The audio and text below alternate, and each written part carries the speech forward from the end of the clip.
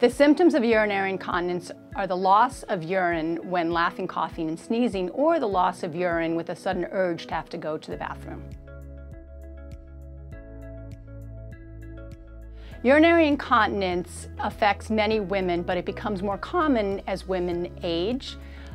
Depending on different surveys, urinary incontinence can affect something like 10% of women in their 30s and 40s, about 30% of women in their 50s and 60s, and probably 50% of women in their 70s and 80s. There are many different types of incontinence, but there are two that generally affect women. One is called stress incontinence, which occurs when women laugh or cough or sneeze and lose urine.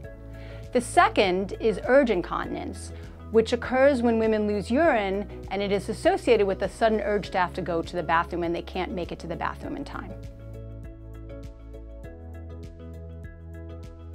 Stress incontinence occurs because of a loss of support of the muscles that support the urethra, which is the sphincter of the bladder, the opening of the bladder. When that is weakened, women will lose urine with a sudden increase in pressure because the sphincter cannot hold the urine in. The second type of incontinence is urge incontinence. This is also frequently called overactive bladder syndrome. There is a muscle around the bladder that controls the emptying of the bladder.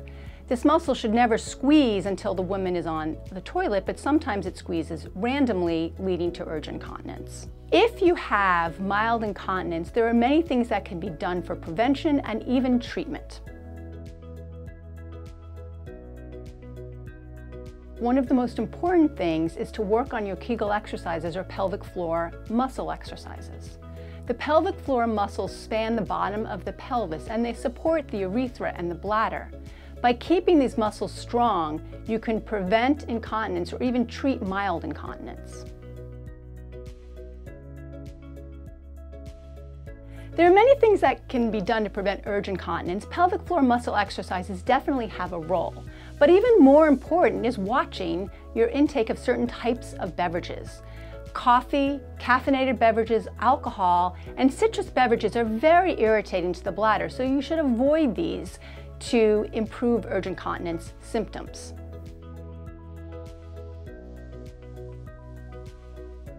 If pelvic floor muscle exercises are not treating the problem, there are other options for stress incontinence.